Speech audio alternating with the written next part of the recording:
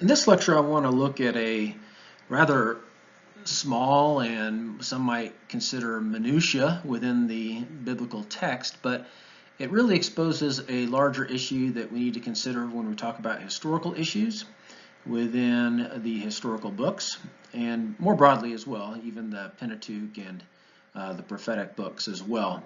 So I want to look at this topic of dating issues in Samuel. And we're going to look at one passage in particular that will kind of highlight the challenges that the biblical text sometimes presents for us with respect to historical data. So 1 Samuel 13:1 states the following. I'm going to give it to you in several different versions here. The NIV states, Saul was 30 years old when he became king, and he reigned over Israel 42 years. The ESV states Saul lived for 1 year and then became king, and when he had reigned for 2 years over Israel, and then it carries over into verse 2. So first of all, before we move on, I just want to highlight the rather stark contrast between these two passages, these two versions of the same passage. In the NIV, Saul was 30 years old versus ESV is 1 year old. That's 29 years difference of age when he began to reign. And then the length of reign is rather contrastive as well. In the NIV, he reigned for 42 years, whereas in the ESV, he only reigned for 2 years.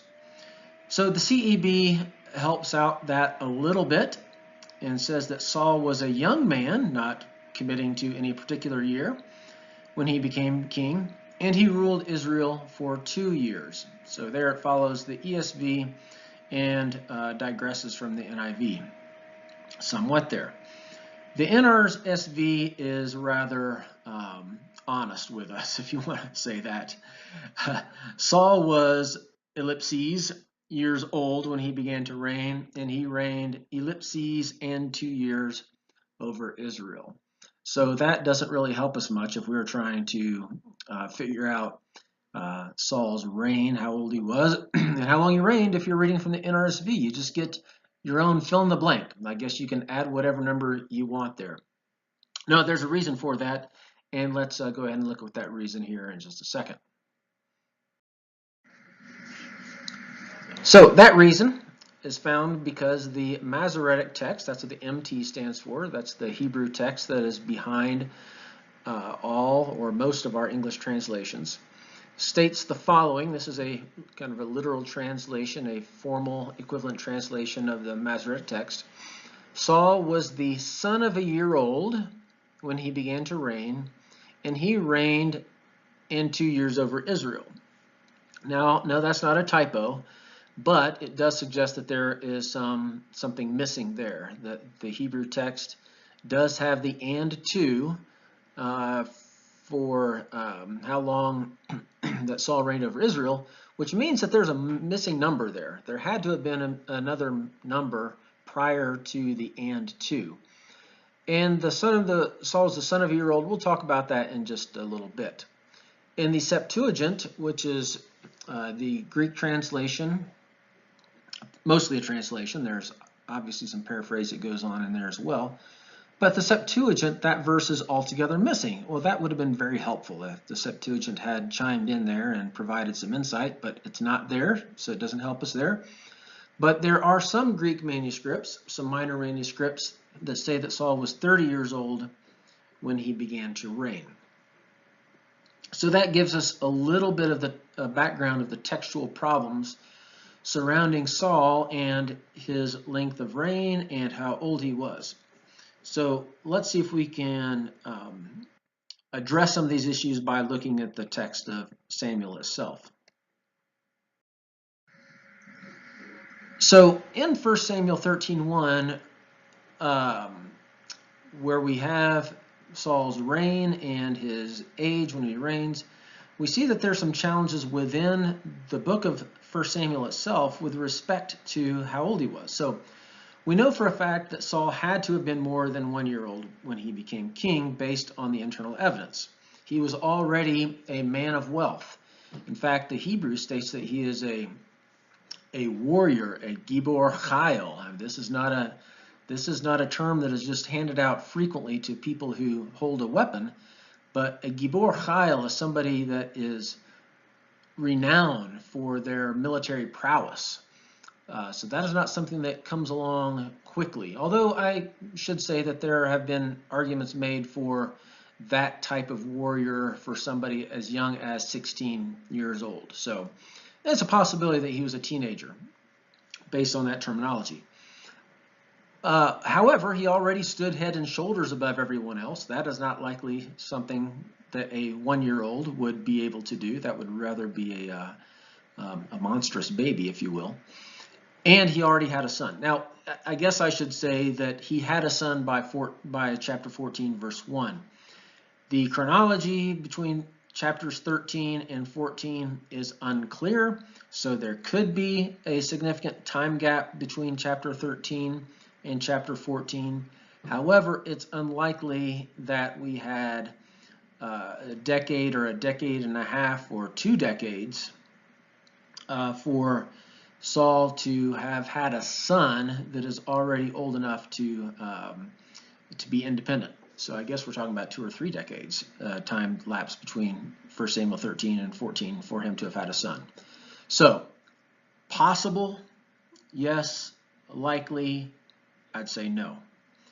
We also know from Samuel that Saul reigned more than 2 years. Now, the data within Samuel is, I can't just pull out a bunch of verses and point to specific time frames. There's not a lot given there.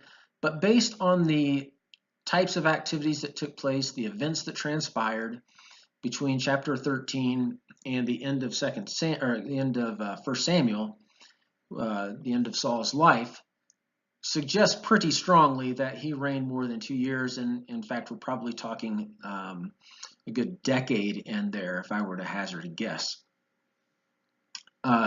Secondly, our third point here is that it's obvious that the Hebrew text is corrupted at 13:1. There's something that went on there. One of my professors in graduate school commented that when talking about the text of Samuel, which is notorious for having lots of textual emendations and English translations having to refer to the Greek and the Syriac and the Dead Sea Scrolls and other sources to translate the text.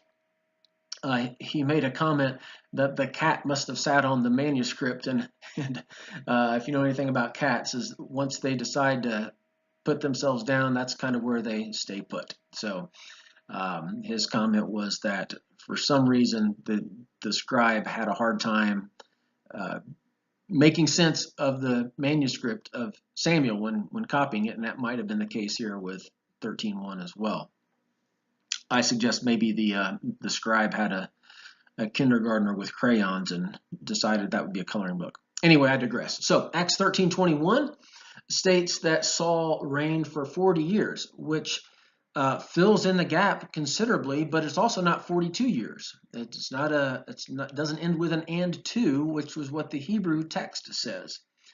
So we find here from 1 Samuel 13:1 that not only is the text something that doesn't fit and the versions don't agree with one another, but it doesn't make sense in light of the rest of Samuel based on the text as we have it. So that's one issue. So we're going to come back to this issue at the end of this lecture, but I want to move on to another dating issue within Samuel before we do that. This issue is the one related to 40 years in royal records. So if in fact Saul reigned for 40 years, which is we find in Acts but not in 1 Samuel 13:1, we should take note of where else this 40 years shows up, particularly in royal records. Ishbosheth or Ishbaal, now kind of interesting note there is that there are a number of names in Samuel in particular whose original names ended with Baal are changed to Bosheth. Now, of course, you probably know that Baal was one of the renowned deities of the northern areas, particularly in Phoenicia. It's Canaanite deity. The Hebrew word boshet is the word for shame. So the scribes have shamed the name of Baal by changing his name. So Ishbosheth, anyway, he was 40 years old when he became king, 2 Samuel 2:10. David reigned 40 years.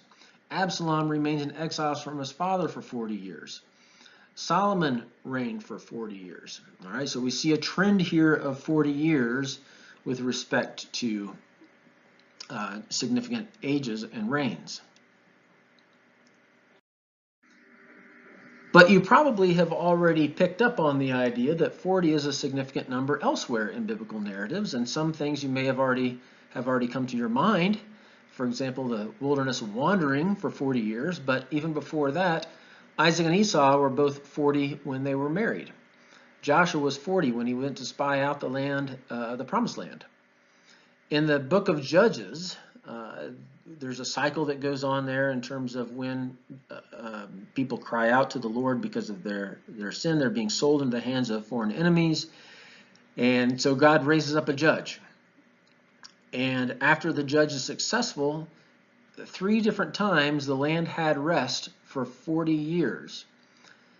Before Samson came on the scene, the land had unrest for 40 years. So you see rest and unrest, 40 years in both cases.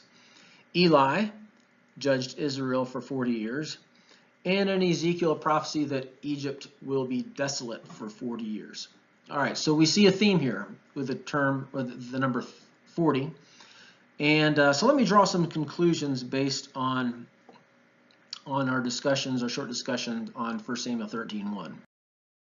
First of all, contextual concern surrounding Saul's reign demands caution regarding the beginning and length of the united monarchy. In other words, don't put too much stock in how long Saul reigned based on the text of 1 Samuel 13:1. It's just too corrupt. It's too uncertain as to what the original manuscript actually said there.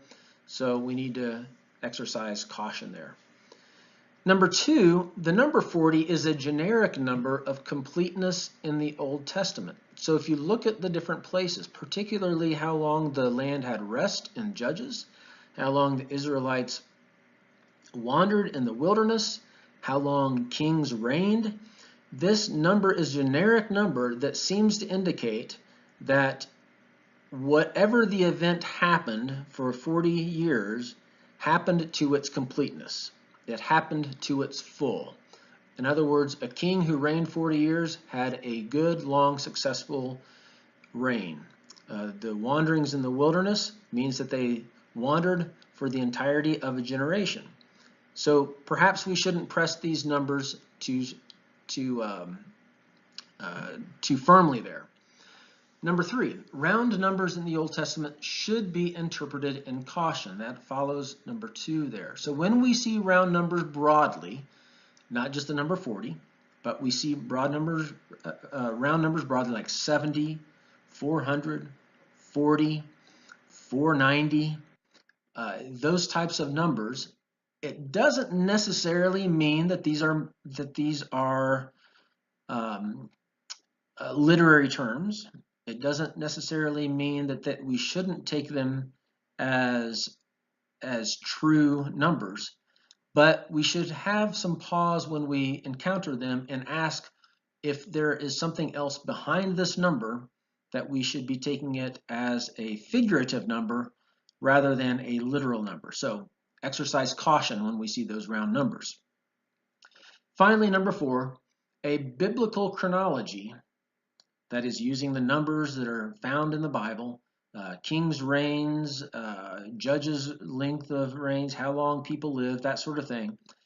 It is useful for relative dating. That is, it's useful for comparing one person or one event in light of another event. But it can lead to historical challenges when pressed for absolute dating. In other words, how this aligns with extra biblical evidence may come into play here. So again, we need to exercise caution. We need to exercise some care when we encounter these round numbers, and when we are using them, especially for biblical chronology, that we at least entertain the thought that these numbers could be figurative. Now, it doesn't necessarily mean that they are all figurative. It doesn't necessarily mean that the one you're looking at is figurative, but especially in terms of round numbers like the number 40, use caution and entertain that question and ask that exegetical question as you approach it. How might this number be understood? And you'll go a long way in having a better understanding of how to read biblical history.